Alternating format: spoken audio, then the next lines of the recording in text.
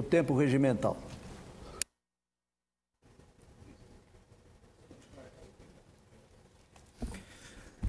Obrigado, senhor presidente, senador Rubem Figueiredo, pelo glorioso estado do Mato Grosso do Sul. Senhor presidente... Se Vossa Excelência quiser ultrapassá-lo, em homenagem a Vossa Excelência... Todas as homenagens estão aqui a Vossa Excelência, presidente. Senhor presidente, todos que nos assistem pela TV Senado, pela Rádio Senado, todos que nos ouvem pela Rádio Senado, senhor presidente, senhoras senadoras, senhores senadores. Senhor presidente, essa semana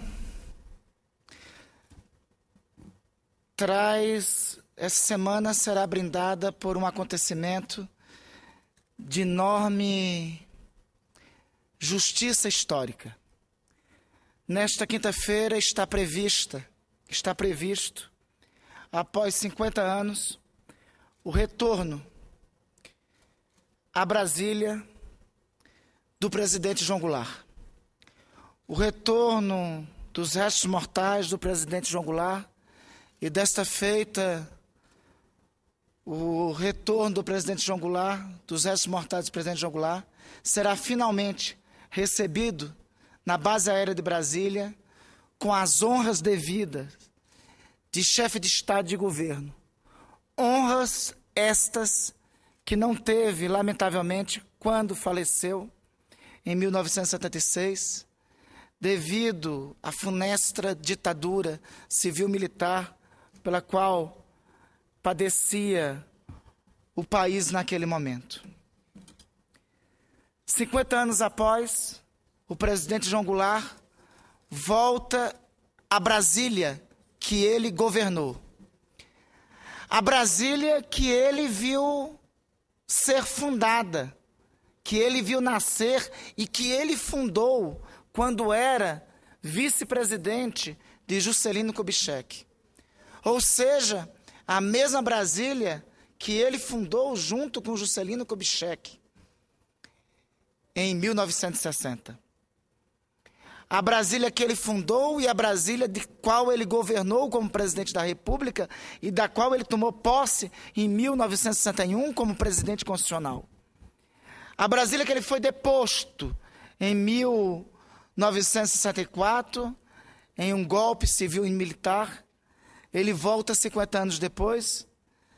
No que eu considero, senhor presidente, que é o mais importante ato a ser realizado por parte de reconstrução, é o mais importante ato, senador Cristóvão, que era a história, senador Cristóvão, que Vossa Excelência esteja nesse plenário aqui, porque Vossa Excelência é personagem dos personagens que vou falar agora, porque Vossa Excelência é legatário 2 vezes.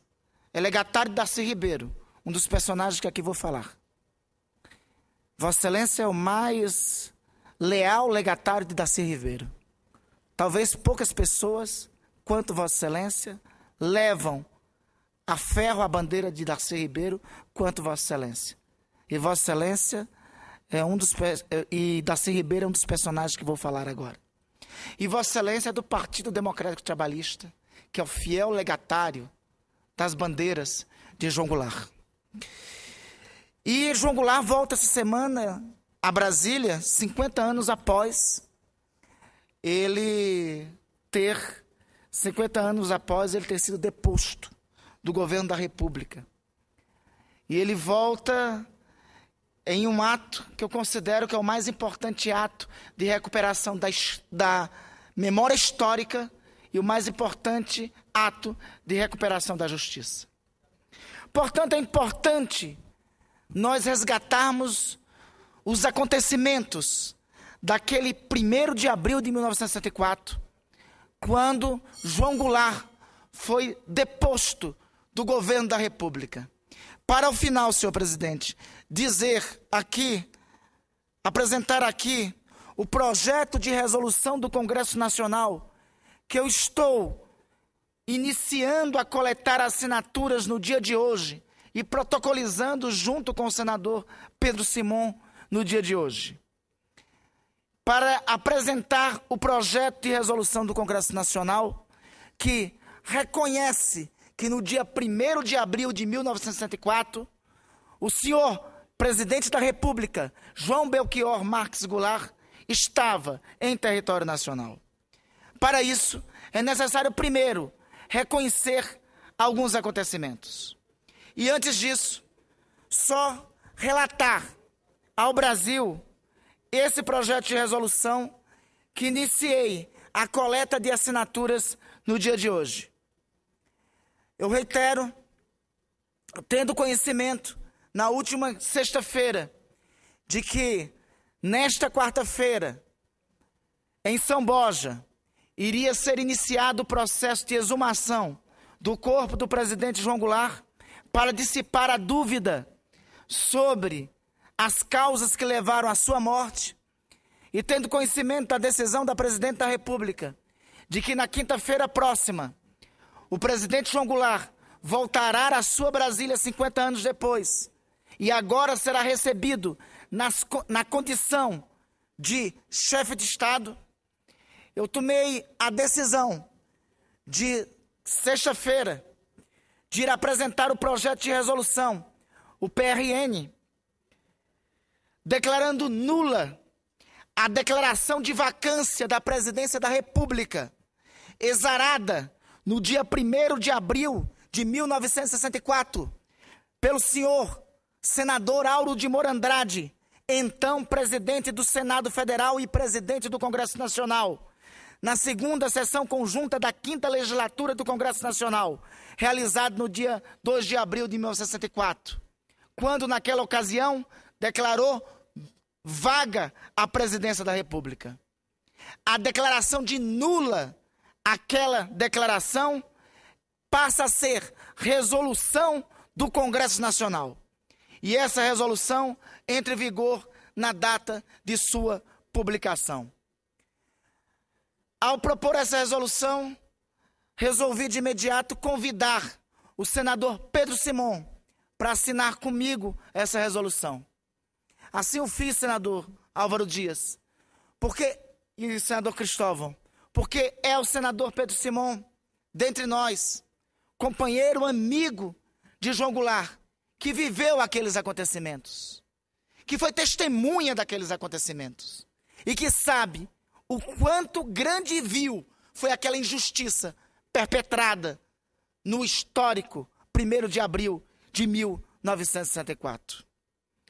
Tive a honra de contar aqui com as assinaturas agora, já ato contínuo, do senador Cristóvão Buarque, e com as assinaturas também do senador Álvaro Dias, do senador Assir e de outros senadores. Essa assinatura precisa das assinaturas ainda de 20 senhores senadores e senhoras senadoras e de 80 senhoras deputadas e senhores deputados. Tenho certeza que no dia de amanhã conseguiremos essas assinaturas para declarar nula a declaração de vacância do presidente da República no dia 1º de abril de 1964. E por que declarar esse ato do Congresso Nacional, esse ato infame do Congresso Nacional do 1º de abril de 1964 nulo? Digo já porque tem que ser declarado esse ato nulo. Ocorria amanhã de 1º de abril de 1964. O senhor presidente da República, João Belchior Marques Goulart, se encontrava no Rio de Janeiro, no Palácio das Laranjeiras. Os rumores do golpe de Estado já eram de conhecimento de Sua Excelência. Sua Excelência se encontrava no Rio de Janeiro, no Palácio das Laranjeiras, para ser mais exato. As tropas do general Olímpio Mourão Filho já desciam de Minas Gerais. Tão logo tinha conhecimento do levante das tropas vindas de Minas Gerais, e tão logo tinha conhecimento que estava em marcha um golpe militar, o levante de tropas contra o governo constitucional do Brasil naquele momento, o presidente da República se desloca de imediato do Rio de Janeiro para a sede do governo da República, já em Brasília. De imediato, ao se deslocar para Brasília e a chegar em Brasília, ele já sabia que naquele momento não existia condições, que as condições de resistência militar ao golpe que estava em curso em Brasília eram pequenas. Eram pequenas porque, em primeiro lugar, Brasília era uma ilha, existiam poucas condições militares ali de resistência, e as forças militares que se encontravam em Brasília já se encontravam rebeladas, inclusive a base aérea de Anápolis. De imediato, o senhor presidente da República resolveu se deslocar ainda no dia 1º de abril, se desloca para a base aérea de Brasília, organiza o seu deslocamento através de uma aeronave Coronado da Varig. Essa aeronave não desloca-se e, de imediato, é providenciado o deslocamento em uma outra aeronave, uma aeronave da Força Aérea Brasileira, de pequeno porte. Esta aeronave desloca-se, decola de Brasília às 23 horas e 55 minutos e desloca-se de Brasília para Porto Alegre, às 23 horas e 55 minutos do dia, às 23 horas e 30 minutos do dia 1º de abril. Naquele momento, os rumores no Congresso Nacional era de que o presidente da República tinha se evadido do território nacional. O presidente da República tinha saído de Brasília para Porto Alegre, onde existia melhores condições para organizar a reação civil e militar ao golpe que estava em marcha contra o governo constitucional do Brasil. Assim, a aeronave, depois de 5 horas de voo, na madrugada de 2 de abril de 1964, a aeronave do presidente da República aterriza na capital gaúcha. João Goulart desembarca lá e lá podia contar com a fidelidade do Terceiro Exército, com a fidelidade do general Ladário Pereira Telles e com a fidelidade do ex-governador do Rio Grande do Sul, então deputado federal Leonel Brizola. Ato contínuo a isso, na madrugada de 1º de abril, o senhor Auro de Moura Andrade, então presidente do Senado Federal e presidente do Congresso Nacional, em uma convocação totalmente intempestiva, em uma convocação sem nenhum amparo regimental do regimento comum do Congresso Nacional, do regimento do Senado, do regimento da Câmara, convoca o Congresso Nacional. Estavam presentes para essa convocação 212 senhores congressistas, sendo 29 senadores e 183 deputados. Esta convocação ocorre na madrugada entre 1º e 2 de abril de 1964. Essa convocação e a advertência da ausência de amparo regimental para essa convocação, da ausência de amparo constitucional para essa convocação, é feita, naquele momento, pelo senhor deputado Sérgio Magalhães, do Partido Trabalhista Brasileiro. A questão de ordem feita pelo deputado Sérgio Magalhães é bem clara. Diz o deputado Sérgio Magalhães: senhor presidente, apresento questão de ordem nos seguintes termos, de acordo com o artigo 1º do Regimento Comum. A Câmara dos Deputados e o Senado Federal, o Congresso Nacional, reunir-se-ão em sessão conjunta para inaugurar a sessão legislativa, elaborar ou reformar o Regimento Comum, receber o compromisso do presidente e do vice-presidente da República, deliberar sobre o veto aposto pelo presidente da República nos casos do parágrafo 1º do artigo 70 da Constituição, eleger o presidente e o vice-presidente da República nos casos do artigo 79, parágrafo 2º da Constituição. Conclui, então, naquele momento, o deputado Sérgio Magalhães: nessas condições, senhor presidente, não vejo como enquadrar no regimento comum a convocação que Vossa Excelência fez com o fim de que o Congresso ouvisse uma comunicação. Essa comunicação é, portanto, em consequência, antirregimental. Em consequência, essa convocação do Congresso não pode ouvir essa simples convocação de Vossa Excelência. Ora, senhor presidente, este apelo do deputado Sérgio Magalhães, feito naquela madrugada para o senhor Auro de Moura Andrade, pouco foi ouvido. Ao contrário, a esse apelo, a esta questão de ordem feita pelo deputado Sérgio Magalhães, o senador Auro de Moura Andrade respondeu a seguinte: em 1961, Vossa Excelência não entendeu dessa forma. O deputado Sérgio Magalhães insistiu em responder: senhor presidente, pela ordem para uma outra questão de ordem. De conformidade com todos os regimentos, seja da Câmara, do Senado ou regimento comum, Vossa Excelência não pode responder a uma questão de ordem. Vossa Excelência tem que responder a uma questão de ordem de maneira conclusiva. Ou seja, mesmo a questão de ordem apresentada pelo deputado Sérgio Magalhães, na madrugada daquela fatídica sessão, não foi respondida. Mesmo assim, mesmo com a questão de ordem feita pelo deputado Sérgio Magalhães, apontando a antirregimentalidade, a anticonstitucionalidade, a antijuridicidade daquela convocação do Congresso Nacional, que não foi ouvida pelo senhor presidente de então, Auro de Moura Andrade, o senhor Auro de Moura Andrade, ainda convoca o primeiro secretário do Congresso Nacional para que fosse lida a carta do senhor Darcy Ribeiro, chefe da Casa Civil do presidente João Goulart. E na carta do senhor Darcy Ribeiro, chefe da Casa Civil do presidente João Goulart, é dito em alto e bom tom: senhor presidente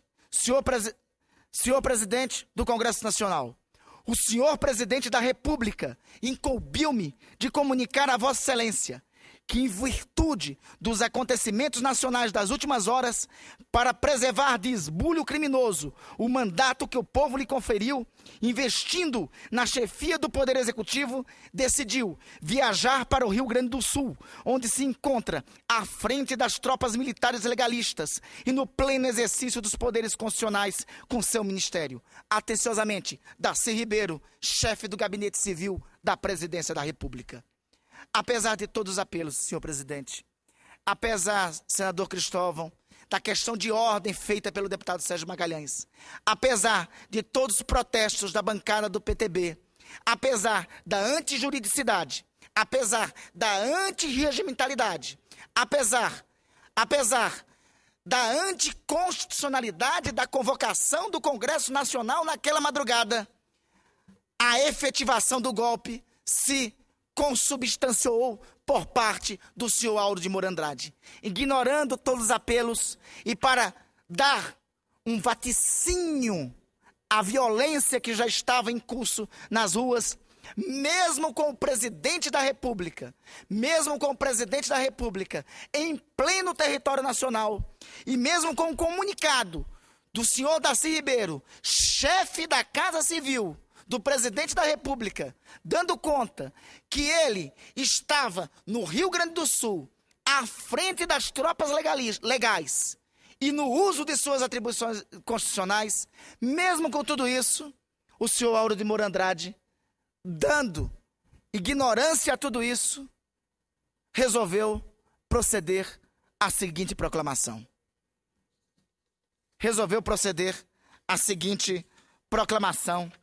Declarando a presidência da República vaga. Resolveu ignorar essa última comunicação por parte do presidente, resolveu ignorar essa última comunicação por parte do chefe da Casa Civil e resolveu declarar vaga à presidência da República e, nos termos do artigo 79 da Constituição da República, convocar para assumir a presidência da República o senhor Ranieri Mazzilli, dando um ar, abre aspas, de legalidade ao golpe civil-militar de 1964. Senador Cristóvão Buarque, tenho o prazer de lhe ouvir. Senador Randolph, eu creio que esse seu discurso vai entrar na lista dos grandes discursos feitos nessa casa.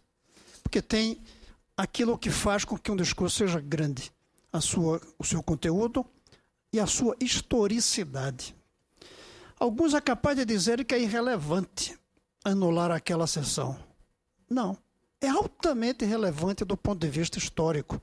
Como foi relevante, Sandoacir devolveu o mandato de muitos parlamentares cassados. Eu creio que o senhor está fazendo um gesto extremamente positivo do ponto de vista da história do nosso país. Agora está faltando uma só coisa. Eu acho que a gente devia abrir um processo pela cassação por falta de decoro do Aldo de Moura Andrade. O que ele fez ali foi uma das mais vergonhosas faltas de decoro que um parlamentar pode fazer. Servir a golpistas daquela maneira. E aí, se vai fazer para ele, e se nós devolvemos o mandato dos cassados, eu creio que a gente deveria abrir um processo de falta de decoro de todos que votaram a favor de declarar vaga a presidência da República naquele momento. É estranho até a coincidência de que seja no 1º de abril. Dá vontade de fazer um projeto de lei dizendo o 1º de abril foi apenas um 1º de abril. Mas, lamentavelmente, isso não é possível diante de tantos mortos, exilados, de tanto sofrimento, da censura durante um bom tempo dos 21 anos. Não permite tratar aquilo como 1º de abril. Aquilo foi uma data trágica na história do Brasil. E creio que cada um deve pagar, historicamente que seja, pelos seus atos. O senhor está trazendo a ideia de redimirmos o João Goulart, que volta a ser presidente da República, não ex-presidente, volta a ser presidente, porque não abandonou o Brasil naquele momento, só quando já não tinha mais maneira, o golpe já tinha sido dado, as forças legalistas estavam vencidas. Mas eu quero propor que trabalhemos a ideia de complementar com a declaração de falta de decoro de todos aqueles que votaram a favor, mentirosamente, de que a presidência estava vaga. Todos aqueles que, imbuídos de mandato, foram golpistas naquela madrugada e, por isso, deveriam ser cassados, sim, mesmo que simbolicamente, mesmo que historicamente, com a mesma força histórica e simbólica da devolução dos mandatos para aqueles que foram cassados. Senhor Cristóvão, reitero o que disse, Vossa Excelência que tem profunda autoridade nesses gestos. A política e a história são feitas de gestos. O importante dos gestos que aqui estamos fazendo é a reabilitação histórica de João Goulart. E dizendo concretamente para os golpistas daquele dia, em especial para quem arquitetou aquela madrugada funestra da história nacional, que eles perderam, que a história venceu. Como diz um xará seu, xará, um pouco xará e um pouco parente, aliás, Vossa Excelência que me disse que é parente, o Chico Buarque, tem um trecho de uma música que ele diz: a história é um trem alegre que atropela indiferente todo aquele que a negue. Os que assim o fizeram naquele 1º de abril, atropelaram o trem da história. Estão sendo hoje, 50 anos depois, pode ter demorado, mas atropelado o trem da história. Veja, senador Cristóvão, eu estava procurando, eu faço questão de frisar, de reiterar pela violência, a declaração do senhor Aldo de Moura Andrade a todos os apelos, contra todos os apelos da Constituição, a declaração de violência, da declaração de vacância que ele fez. Diz ele: o senhor presidente da República deixou a sede do governo, deixou a nação acéfala numa hora gravíssima da vida brasileira, em que é mister que o chefe de Estado permaneça à frente do seu governo. O senhor presidente da República abandonou o governo. A acefalia continua. Há necessidade que o Congresso Nacional, como poder civil, imediatamente tome a atitude que lhe cabe nos termos da Constituição, para o fim de restaurar na pátria conturbada a autoridade do governo, a existência do governo. Não podemos permitir que o Brasil fique sem governo abandonado. recai sobre a mesa a responsabilidade pela sorte da população do Brasil em peso. Assim sendo, declaro vaga a presidência da República. E nos termos do artigo 79 da Constituição Federal, investido no cargo o presidente da Câmara dos Deputados, e nos termos do artigo 79 da Constituição Federal, invisto no cargo o presidente da Câmara dos Deputados, senhor Ranieri Mazzilli. Em seguida, mesmo naquele momento, tendo, conta-se na história, mobilizações e manifestações na rodoviária de Brasília e, naquele momento, sob mobilizações contrárias, aqui mesmo no Congresso Nacional, o senhor Auro de Moura Andrade mandou desligar as luzes do Congresso, literalmente deixou o Congresso às escuras, fechou as portas do Congresso Nacional, impediu durante 48 horas que qualquer outro parlamentar entrasse no Congresso Nacional, foi até o Palácio do Planalto, subiu sobre o elevador, deu posse na marra ao senhor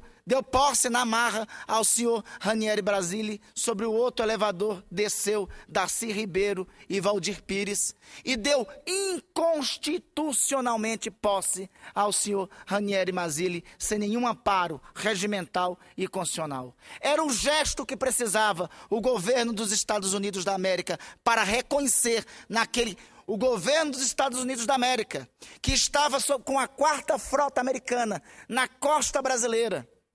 Era o gesto que precisava para, de imediato, reconhecer o golpe que estava em curso. Enquanto isso, o presidente João Goulart estava em Porto Alegre, nesses mesmos acontecimentos, numa madrugada em claro, reunido com o general Laudário Telles e com o comando do 3º Exército, as tropas leais ao presidente da República e com o governador Leonel Brizola. O presidente João Goulart pergunta ao general Laudário Telles o que podemos fazer, e é o general Laudário Telles que responde ao presidente João Goulart: presidente, dê a ordem, nós subiremos com as tropas leais, teremos apoio popular e destituiremos o governo golpista em Brasília. A essa decisão teria o custo do sangue de brasileiros, teria uma guerra da secessão, e o presidente João Goulart tinha as informações de que os golpistas teriam apoio da 4ª Frota Americana, teriam naquele momento apoio da 4ª Frota Americana. Nós teríamos um longo período de guerra popular prolongada, a secessão do Brasil durante alguns anos de guerra civil. E foi a decisão, a contragosto de Leonel Brizola, do presidente João Goulart, naquele momento, decisão para a história julgar, mas foi a decisão do presidente João Goulart: não irei sacrificar o sangue de soldados nem do povo brasileiro, vou para o exílio. Recusou-se a levar o 3º Exército, ao conflito, recusou-se a levar as tropas legais que estavam leais ao presidente da República, leais à Constituição, ao conflito. Foi a decisão de João Goulart. Julgada ou não, de qualquer forma, qual o julgamento que se faça da história, mas foi uma decisão que salvou também vidas de brasileiros. É por isso que na próxima quinta-feira, João Goulart deve ser, por nós e pela história, homenageado. É também por isso que ele deverá ser, por nós e pela história, homenageado. É também por isso e porque o Brasil, sem 20 anos de regime autoritário, poderia ter sido bem melhor. É também por isso, porque os 20 anos de autoritarismo ceifou uma geração de políticos brasileiros e ceifou que o Brasil pudesse ter avançado muito mais nesses anos. O país poderia ter sido muito melhor se não fosse esse período de arbítrio que nós vivemos. É por tudo isso, senhor presidente, e para que nunca mais aconteça, que apresentamos esse projeto de resolução. E por isso, senador Cristóvão, falo para concluir. Seria importante. Amanhã, conversei há pouco com o senador Pedro Simon. O senador Pedro Simon está em contato com a família do presidente João Goulart. Já convidei o senhor senador Cristóvão. A nossa ideia é que amanhã nós consigamos já as assinaturas necessárias nesse projeto de resolução e levemos esse projeto de resolução à Sua Excelência, o presidente da Câmara dos Deputados, Henrique Eduardo Alves. À Sua Excelência, o presidente do Senado Federal, presidente do Congresso Nacional, Renan Calheiros. E consigamos o compromisso de Suas Excelências, que, se possível, eu acho que é possível, antes de quinta-feira, o Congresso Nacional se reúna, coloque a votar essa resolução. E quando o presidente João Goulart pousar em Brasília, quinta-feira, o Congresso Nacional Brasileiro não tenha mais nos seus anais essa triste mancha do Congresso Nacional ter um dia dito que enquanto um presidente da República estava em território nacional, lamentavelmente, a presidência da República foi considerada vaga. Eu espero que quando o João Goulart, quinta-feira, voltar à sua Brasília, o Congresso Nacional já tenha votado que essa mancha está apagada de sua história. Obrigado, senhor presidente.